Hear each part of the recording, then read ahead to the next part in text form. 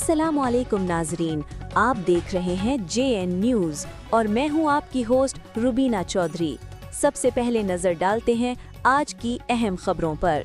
खबर शामिल करते हैं शहदादपुर से। सैयद उस्मान अली की रिपोर्ट के मुताबिक सिंध हाई कोर्ट के वकील और जनरल सेक्रेटरी अंजुमन दायरतुल इस्लाम मुहाफिज नामोस रिसालत सल्लल्लाहु अलैहि वसल्लम गाजी खत्म नबूवत सैयद मोहसिन अली की जानिब से शहदादपुर में गरीब और मुस्लिम खानदानों के लिए राशन तकसीम करने का एहतमाम किया गया। इस फलाही इकदाम का मकसद महंगाई के इस मुश्किल दौर में मुस्तहिक अफराद की मदद करना और इनके घरेलू मसाइल में कमी लाना था। इस मौका पर मौलाना राव ताहिर, सीनियर सहाफ़ी सैयद परवेज़ अली और समाजी कारकुन सैयद नाफे ने 50 से ज़ायद गरीब और मुस्तहिक खानदानों में घर घर जाकर राशन तकसीम किया। राशन में आटा, चावल, दालें, चीनी, घी और दीगर रोज़मर्रा इस्तेमाल की अशिया खुदनोश शामिल थीं।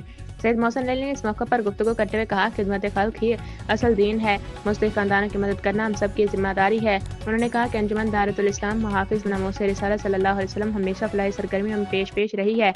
आइंदा भी गरीब और नादार अफराद की इमदाद का सिलसिला जारी रखा जाएगा। मौलाना राव ताहिर ने कहा कि ऐसे इक़दामात से माशरे में भाईचारे, हमदर्दी और ताउन का जज्बा फ़रोग़ पाता है। सीनियर सहाफ़ी सैयद परवेज़ अली और समाजी कारकुन सैयद नाफे ने भी इस फलाही इक़दाम को काबिल तहसीन करार देते हुए कहा कि माशरे के साहिब हैसियत अफराद को आगे बढ़कर मुस्तहिक अफराद की मदद करनी चाहिए।